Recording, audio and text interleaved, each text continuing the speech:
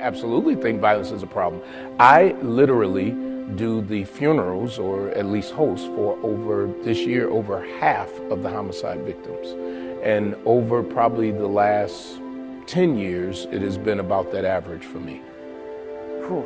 That's to me, it's an automatic, yes. So there's this word and term that I've learned about called adversity. So I would say that adversity is something that all of us experience. Well, that's an open-ended question. Violence exists in our community. It exists inside our schools. It exists inside our homes. It is woven into the fabric of our community, in our city.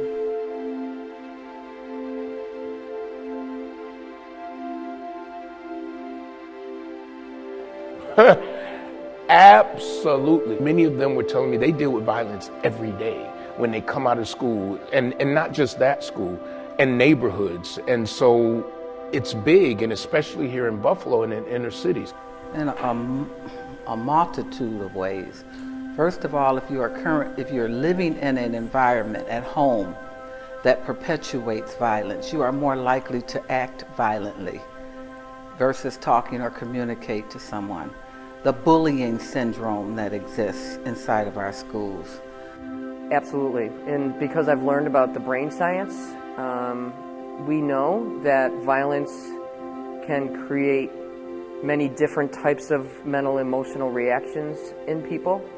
And we have enough evidence to suggest that one's development is impacted both emotionally and then brain-wise, in terms of noticing how the ongoing, what I'll call stress, that occurs because when violence is happening, right, one needs to stay safe.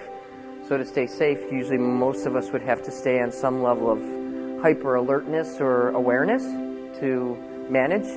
And so that's the tremendous part, I think, of the human body, is that it's amazing what people can move through. However, with that being said, it does then have consequence in childhood and adolescence, let alone then in adulthood, in regards to impacting one's ability to think. Does that feel fair, that kind of description? And in all levels there could be violence, not just with the children, it could be adults. There's different levels of violence. Oftentimes people think about, the physical violence as someone is physically fighting you, but there's mental wars that goes on. That's a form of abuse as well. When we talk about violence, we're talking about abuse in a big way. Looking at youth and violence, and that specifically.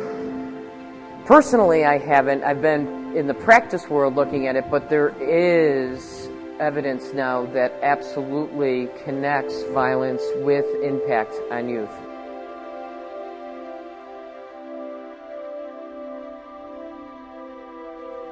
Absolutely.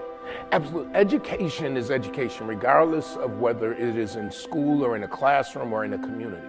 And I think that part of how you change it, number one, is you have to educate people of why violence, of the dangers and the consequences of violence. You have an average school yard, well, I don't know if you all go in the schoolyard anymore, but bus stop fight, right? So you think, so it's all built up, and now something happens and someone loses their life just by maybe slipping on the ground during the fight, hitting their head, seen those incidents.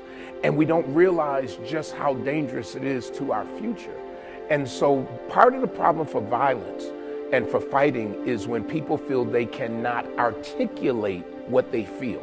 So when you feel, I can't get her to understand my way, and so now I revert to my fist and to my hands, it shows that we are not utilizing all of the brain that we have in order to figure out things. And oftentimes we have not been taught how to de-escalate, how to bring down something, or how to compromise or even talk. I think the place to start is to, let's name it. Let's talk about it. Let's not pretend that it doesn't impact. And so by starting the conversation, it makes it more real than it is to those that may not be experiencing it day in and day out. My guess is that most people really don't want it to be happening, even if they're participating in it. I do think that it can be changed, but I think it has to be changed as a community. You can't change pockets in order to change an entire system. You have to put it out there. I say the same way we advertise everything else. You have to advertise, you have to talk, you have to teach. Conversations, I think, that you're having, I think communication is key. I think when we talk about the things that we have in common, people respect each other more. And I think education is important. The more education typically a person has, the less likely they are to be violent or even be exposed to violence. I think that it's important that we have the conversation in the homes. Is it okay to beat your children versus talking to them and mentally controlling them or whatever? I think we need to have some conversations, and we need to stop playing down violence in our community because it's being acted out in our streets. And I think that's huge, that we need to work with that piece. And in our schools, we need to make sure that we're teaching it as well. Yeah, you know, the rallies are only a small part, you know, because you can rally all day, but after you finish rallying, if there's no follow through, if there's no plan, then after the rallies and you didn't have the news there and the cameras there, what's the follow-up? One of the things I've seen that's so encouraging is several groups going into schools right now and having these conversations and looking at young people in their face and saying, you have to stop this. So yes, I do believe, and I just realized I wasn't doing what you asked me to do in the beginning, which is repeating your question. I do believe that you can, that these things can change and that there are solutions to the violence that we're facing.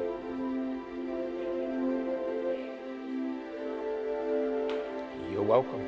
Thank you for having me.